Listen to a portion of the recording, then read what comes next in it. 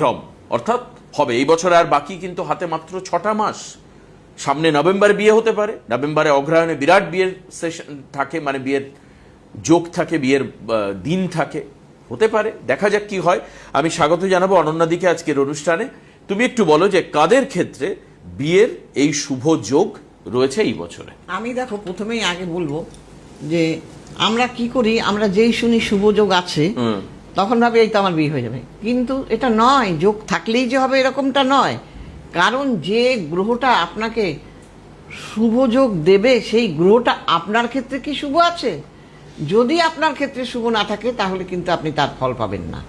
হ্যাঁ, আবার আপনার বিবাহকারক গ্রহটাও কি ভালো আছে সেটাও দেখতে হবে। হ্যাঁ, কাজেই এইগুলো যদি ভালো না থাকে তাহলে আপনি তার শুভত্ব পাবেন না।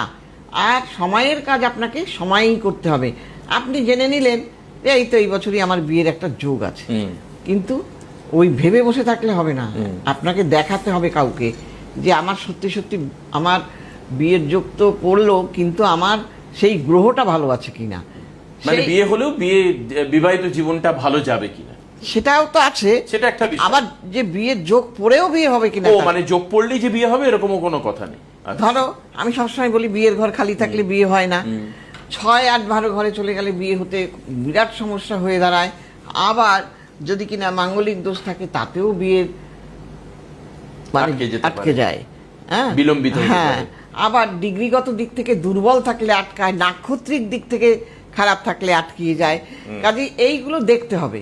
এবার কাদের কাদের এখন যোগটা আছে তারা দেখিয়ে নেবেন। কর্কট লগ্ন, কর্কট রাশি, আবার তোমার বৃশ্চিক লগ্ন, বৃশ্চিক রাশি, আবার মকর লগ্ন, মকর রাশি, আবার মীন লগ্ন, মীন রাশি, এদের কিন্তু একটা বিয়ের যোগ পড়ে গেছে। এইবার সেই যোগটাকে আপনি জেনে গেলেন, এইবার কাজে লাগাবার চেষ্টা করুন। এবার আপনি যদি কাজে লাগান আপনি কাজ পাবেন। আপনার ঘরে এসি থাকলেই তো আর হবে না, সেই এসিটাকে আপনাকে চালাতে হবে। আবার যদি খারাপ থাকে সেটাকে সারাতে হবে। ঠিক সব কিছুই ঠিক একই পদ্ধতি। কাজেই এইগুলোকে ঠিক করে নিতে হবে। সে যদি অশুভ অবস্থায় থাকে তাহলে আর হলো না, যোগ পড়েও বিয়োগ হয়ে গেল। আজকে যে যোগটা আছে আবার সেটা কালকেও কিন্তু আপনার থাকবে না।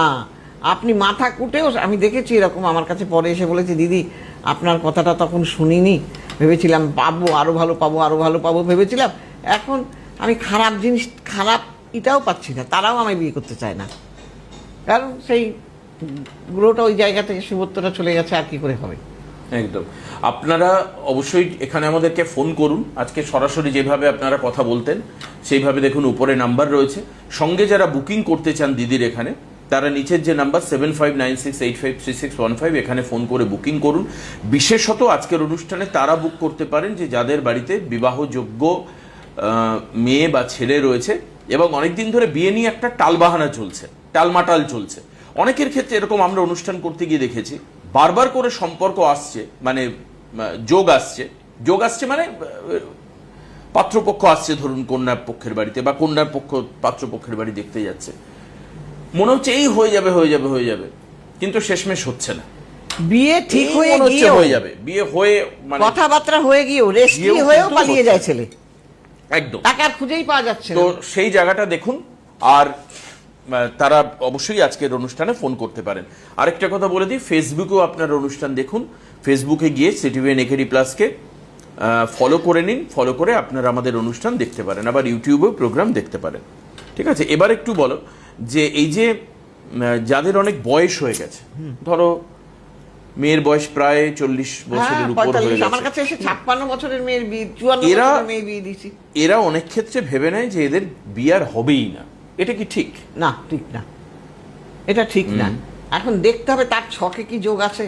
যে 54 বছরের মেয়েটার আমি বিয়ে দিয়েছিলাম, সেই সময় সে সব জায়গাতে ঘুরেতে, সে বিপর্যস্ত, বাড়িতে নিজের ভাইরা তাকে আগুন দিয়ে পুড়িয়ে দিতে যাচ্ছে, কাপড়ে আগুন দিয়ে দিচ্ছে, তুই এইবার পুড়ে মর। আমি বলছি আমার খুব খারাপ লাগছে, এরাও ভাই।